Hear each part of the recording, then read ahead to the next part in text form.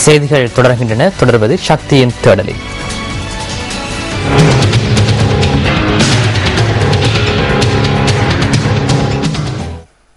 மட்டக்களப்பு மாவட்டத்தின் மாவடியோடை பிரதேசத்தில் இலுப்பட்டிச்சேனை வேப்பை வெட்டுவான் பிரதான வீதியில் அமைந்துள்ள பாலமே இது.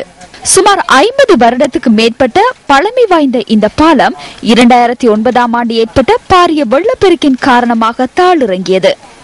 எனினும் தற்காலிக போக்குவரத்துக்காக பலரின் உதவியுடன் மணல் அணைக்கட்டு போடப்பட்டு போக்குவரத்து இடம்பெற்ற போதிலும் வருடா வருடம் ஏற்படும் மாறி வெள்ளத்தின் காரணமாக மண் அள்ளுண்டு போக்குவரத்து தடைப்படுவதாக மக்கள் கவலை வெளியிடுகின்றனர். இந்த பாலம் உடைகிறதால ஒவ்வொரு வருஷமும் உடைஞ்சுதான் வாரது. இந்த பாலம் வந்து செஞ்சுதாருன்னு சொல்றாங்க.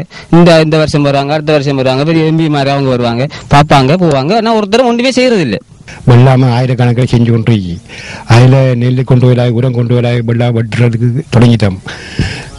அடிக்கடி பாலம் உடைகிறது. அதே மாதிரி இப்போ 15-20 வருஷம் கூடி இதே நிலைமை தான் இருக்கு. ஆனால் கஷ்டமாக இருக்கு. சாப்பாடு கொண்டு வராது, வடையில்லாது, உரம் கொண்டு வராது, எந்த இதுவும் இல்லை. சுற்றி வடக்கி வறண்டாலும் இப்போ வள்ளியாறுன்றது அது உடைஞ்சு கிடக்கு. எங்களுக்கு முக்கியமாக இந்த மாவடியோட பாலத்தை இணைக்கி தரணும்.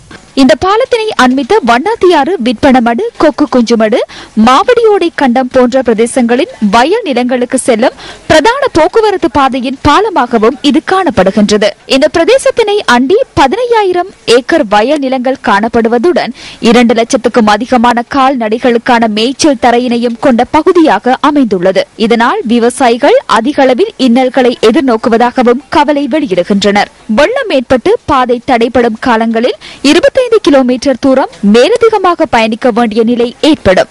காலத்துக்கு காலம் மாவடியோடை பாலத்தை பார்வையிடும் அரசியல்வாதிகள் வழங்கிய உறுதிமொழியை செயற்படுத்தாமை கவலைக்குரியதே. ஏறாவூர் பற்று பிரதேச செயலாளரே, இது உங்களின் கவனத்துக்கு.